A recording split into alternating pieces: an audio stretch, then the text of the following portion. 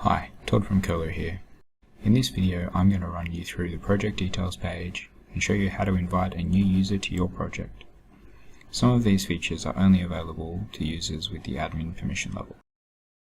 To start, click on the settings menu on the left navigation bar. To edit the project details, click the edit button.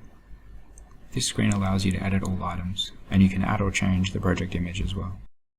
You can see the total number of devices currently in use on the project and the project expiry date. Below this you can see the account information. If you would like to change any of this information, please contact Kurloo support. The next tab across is where you can view and edit some of the project preferences. In the top section you can see your project time zone, project elevation offset, and whether you have aerial image overlay enabled. You can edit this information by clicking the edit button. The selection below that relates to the Kurloo GNSS processing settings. These are preset by Kurloo during the onboarding phase. If you want to know more about these settings, please contact Kurloo support. The next tab across is where you can manage the project users. Here you'll see a list of all the active users on the project.